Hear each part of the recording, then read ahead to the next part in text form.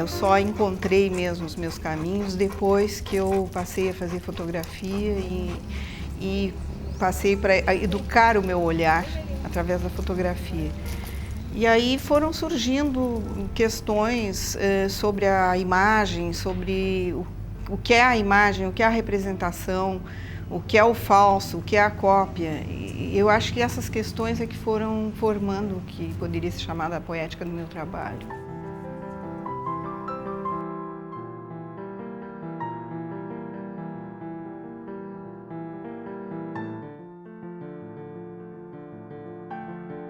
Eu nasci em Porto Alegre, mas eu com poucos meses fui para Carazinho.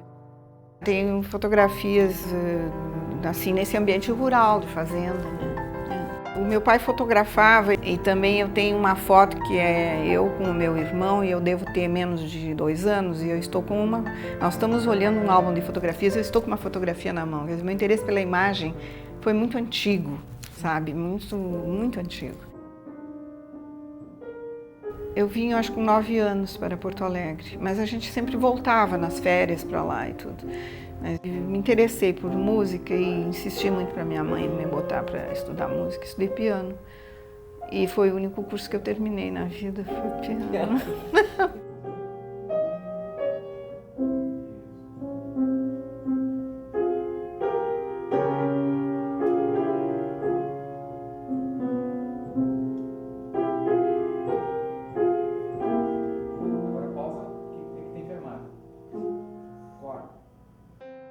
Eu acho que a música é muito importante, ela sensibiliza as pessoas, eu acho que ela dá uma dimensão.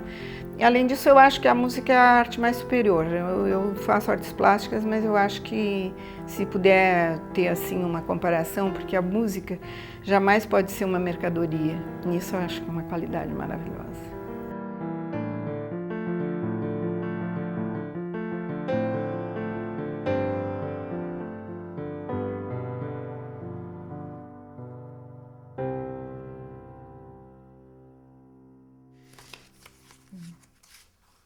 Viajei, né, para a Europa e chegando em Paris, a primeira coisa que eu vi foi uma exposição chamada Les Sources du XXe siècle, que era praticamente assim as bases do modernismo. Era uma exposição extraordinária e foi uma grande lição assim de história da arte que me abriu um mundo, porque eu era uma mocinha de província que fazia gravura. Tinha feito 2 vezes o primeiro ano no Instituto de Artes, então era uma principiante, mas já estava decidida, nessa época eu já tinha deixado de estudar música e já estava decidida a fazer artes plásticas.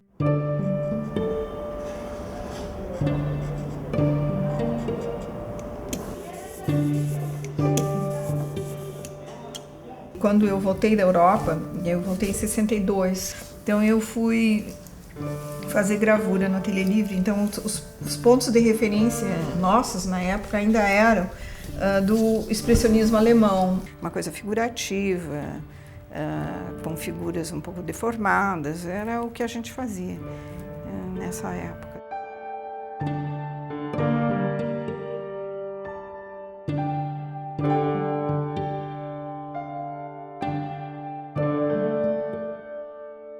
Depois é que eu fui evoluindo assim vim morar aqui, olhar para a natureza, fui fazendo coisas mais de paisagem e essa paisagem me levou lá já para uma coisa mais abstrata.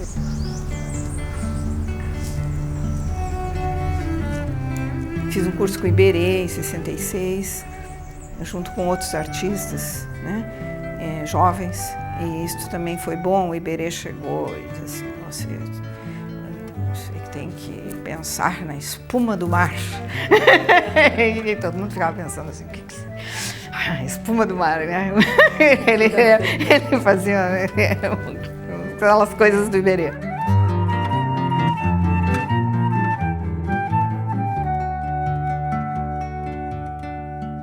Como eu comecei foi pela gravura e a preocupação era formal e tinha uma herança de uma formação modernista.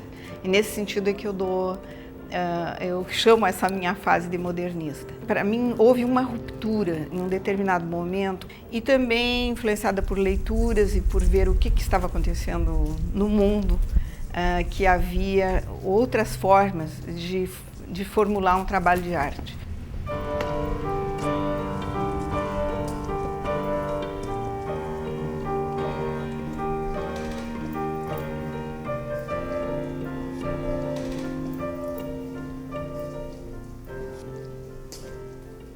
Trocar, vamos dizer, estas, botar a amarela para trás.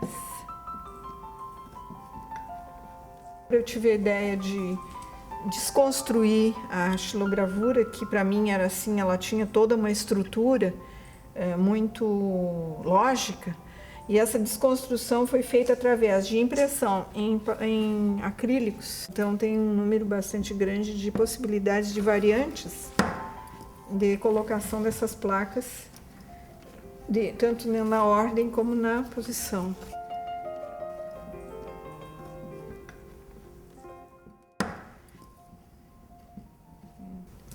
Isso também poderia servir até como um jogo para crianças.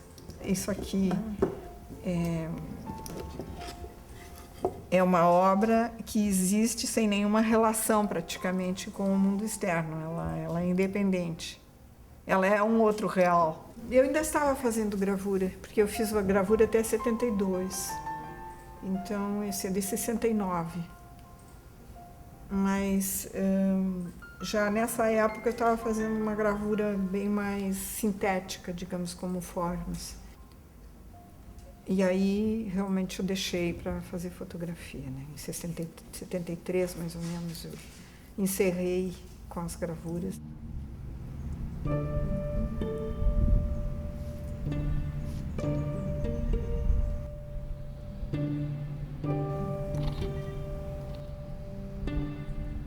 A fotografia que eu já usava, como qualquer pessoa poderia usar a fotografia como documento de viagem ou qualquer coisa assim, ela começou aos poucos a se incorporar ao meu trabalho, até que em um determinado momento eu peguei uma série de fotos, coloquei em cima da mesa e digo, vou escrever uns textos sobre essas fotos, e aí eu passei de uma coisa para outra.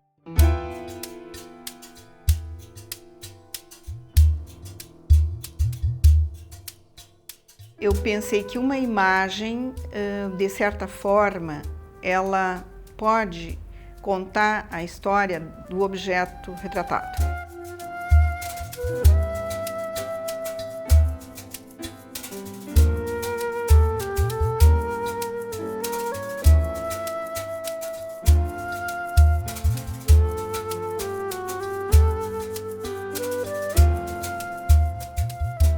Quando eu fui para Londres em 75, quer dizer, já fui com um trabalho mais conceitual, que em 74 eu tinha feito o Testart antes de ir para Londres, e em 76 eu fui convidada já para ir para a Bienal de Veneza. Fui dentro da seleção dos artistas brasileiros, tinha outros artistas também. Eu ocupei lá as salas e foi muito legal porque tive uma participação bem intensa assim, no público. Eram imagens com perguntas, fotografias com perguntas, e essas perguntas foram respondidas, algumas por escrito, muitas, aliás, por escrito, e tem esse material todo. Eu gosto muito até hoje de toda a série do Testart, porque ele partiu de uma coisa muito intuitiva, do que as imagens podem despertar no inconsciente do espectador, de como ela pode bater de diferentes maneiras em cada pessoa.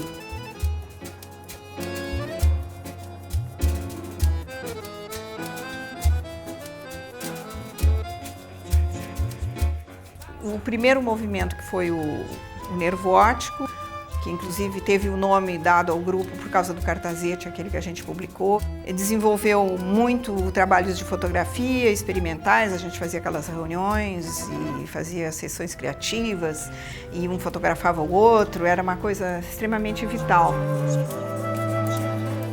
O que se sentiu nesses debates é que foi um momento das pessoas darem vazão ao seu pensamento mais diverso, assim, em relação à arte, em relação à política cultural, em relação a vários aspectos, mas também tinha um viés político ali, forte. O Espaço Unió foi uma experiência completamente diferente.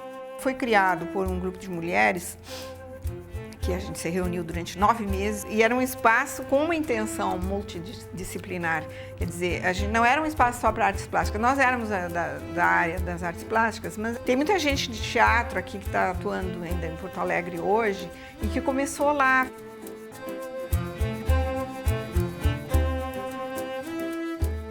Eu acho que o meu trabalho tem pouco de político e ele pode ter alguma coisa meio inconsciente também.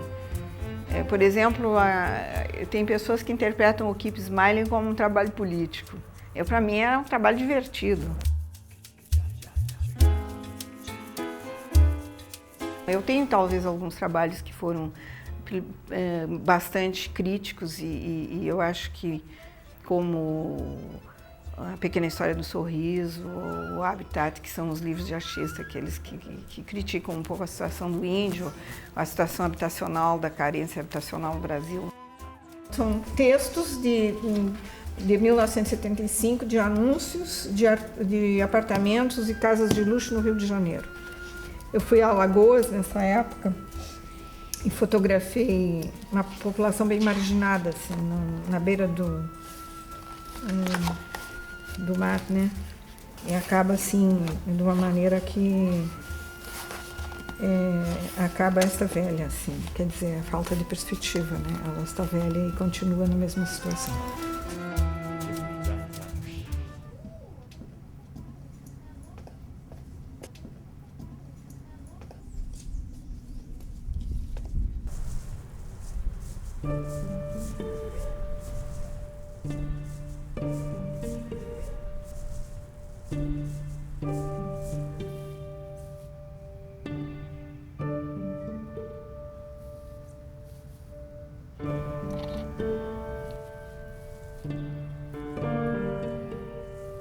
A fotografia, na verdade, não tem nada de real, ela é uma ficção, né? Uma representação, na verdade. Mas, ao mesmo tempo, eu acho que ela ainda guarda mais elementos de realidade do que um quadro abstrato, por exemplo, para ser bem concreto, assim, bem claro. E esse real da fotografia que me interessou em um determinado momento. No caso de Personas, no caso de Epidermic, são séries abertas. No caso dos meus pés, são séries abertas. Eu posso continuar esse trabalho, que a proposta mesmo era fotografar o maior número de pernas de mulheres, entende? Então, ela é uma possibilidade aberta. Eu comecei fazendo pernas de homens e mulheres e vi que os homens são mais padronizados por causa do vestimenta, que vai até aqui, então a perna não aparece. A mulher tem as pernas mais descobertas normalmente, então era bem mais fácil de fazer uma leitura, porque o interessante é construir a figura, construir a personalidade pela perna.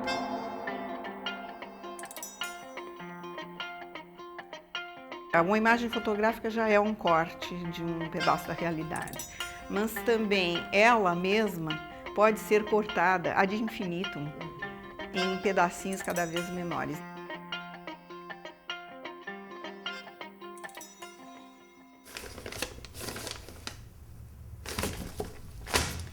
Estão aí os ditos.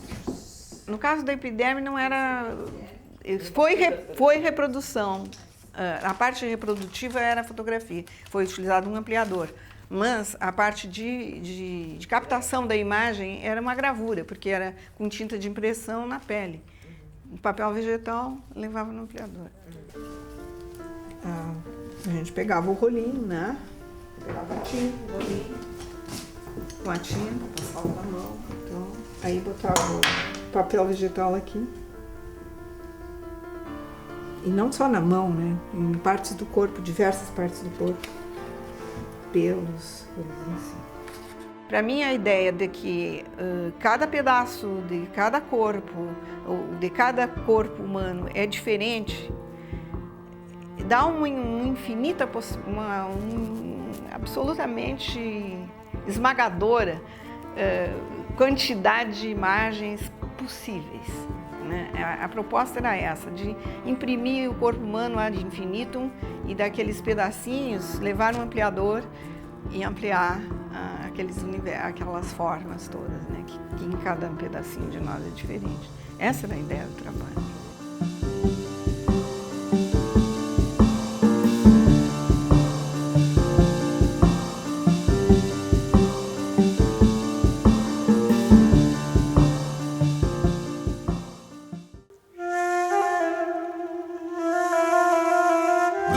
Eu sempre gostei de Barcelona desde que eu tinha ido a primeira vez. E também havia assim uma volta da pintura no Brasil e me desgostou bastante isso. Eu cheguei a mandar um trabalho que não tinha nada a ver com pintura para um salão e não fui aceita. Aí eu digo, não, está na hora de tomar um ar. Tenho agora uma galeria também lá, então acho que é onde eu estou expondo agora, que é a Palma Doce. E espero manter esse contato, porque foi um contato muito importante para mim. Eu acho que ajudou bastante no desenvolvimento do meu trabalho pós a metade dos anos 80, né? Até agora.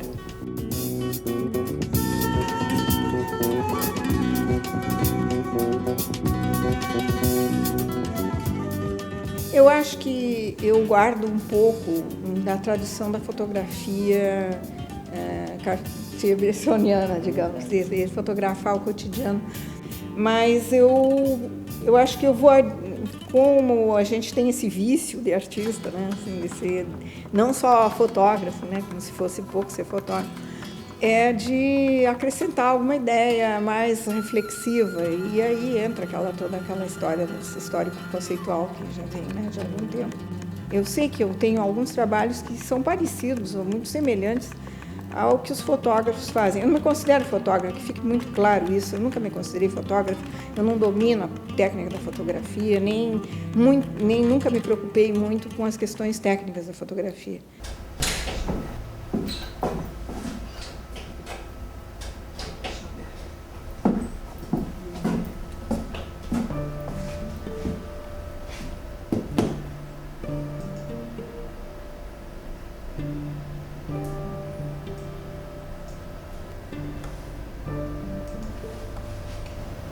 Eu não passo sem isso. Não dá para passar sem o computador mais. É a minha ferramenta, né, para trabalhar as imagens e tudo isso, né. Eu acho que conceitualmente existe uma conexão bem forte, assim, porque eu ainda penso, né, de uma determinada maneira como que é uma continuação do que eu vinha fazendo antes de ter a foto digital e tudo isso, mas que é uma ferramenta muito mais... ela resolve mais rapidamente certas coisas que antes você tinha que resolver com o laboratório. Eu me preservo um pouco de utilizar essas coisas que ficam muito fantasioso, entende? Eu prefiro utilizar a fotografia, assim. Bem que eu usei muita manipulação da imagem, mas mais no tempo de que a gente utilizava fotocópia e podia manipular com a cor da fotocópia e tudo. Agora parece que é tão fácil que eu acho que então eu prefiro não manipular muito com o computador, mas utilizar mais para retoque fotográfico. Ficou legal, gostei. Talvez trocar um pouco a ordem, não sei, esse aqui é um pouco pequeno, talvez. Vamos ver se tem um melhor para botar. Eu fotografei a primeira vez meus pés nos anos 70. É um trabalho que eu vou mostrar 30, mas ele tem muito mais imagens e ele é um trabalho meio autobiográfico, assim, que eu vou fotografando quando me ocorre de fotografar.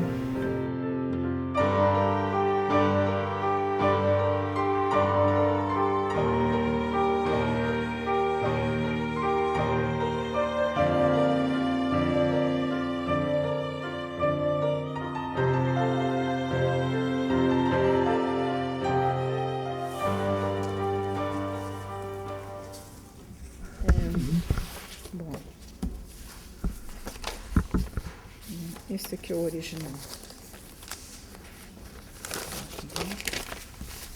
Esse jornal. Essa imagem ficou guardada há um tempo e era uma imagem que mostrava uma série de uns 14 nadadores ou 15 que se jogavam na água numa competição, uma competição amadora na praia da Barceloneta, em Barcelona. Depois foi xerocado assim, depois foi rexerocado de novo, mais ampliado. Esse aqui é o xerox pintado. Foi um trabalho que eu fiz em consequência de uma imagem que eu encontrei, que eu reuni ela de uma maneira muito concreta, botei em cima da mesa aquilo, parti em pedaços, manipulei, depois vi que poderia dar uma sequência e aquela sequência dava uma figura, poderia dar uma falsa animação de uma figura que se colocada uma depois da outra, daria uma imitação de um movimento, né, de um nadador, de um único, quando eram muitos.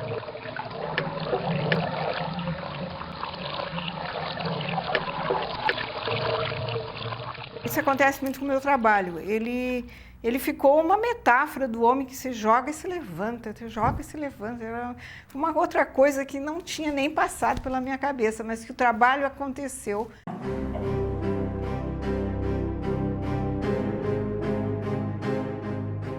O do Luiz Francisco Pérez tem um texto muito bonito e bastante complexo que ele fez sobre os nadadores. Um texto muito bonito.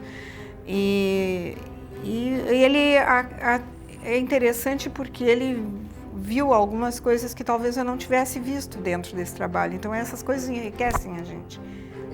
Eu acho que a crítica está muito apagada nesse sentido de apontar erros e acertos, ou de emitir julgamentos, né?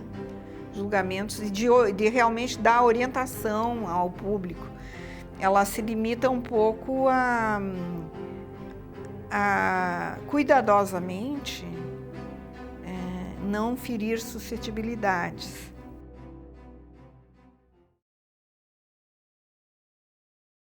Essas são imagens de um trabalho que eu estou refazendo ele. Na verdade, um trabalho que existe, que está no Museu de Arte Moderna de São Paulo, e eu estou fazendo uma nova versão dele.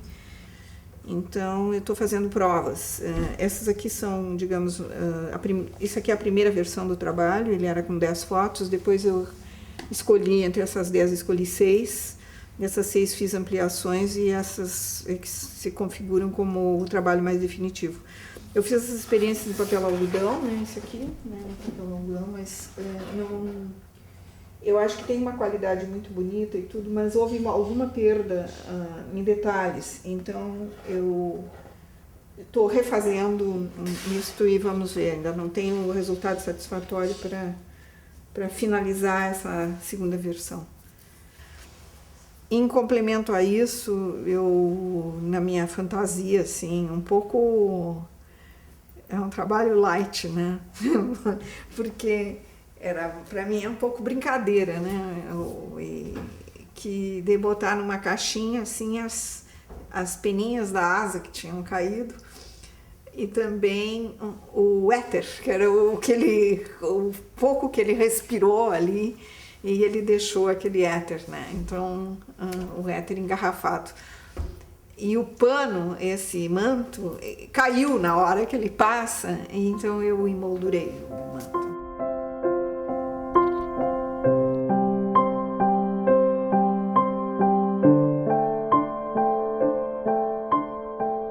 O artista cria uma realidade e no momento em que ele cria um objeto artístico, ele é um real. Mesmo que ele não tenha nenhuma relação com o que a gente visualiza no mundo exterior.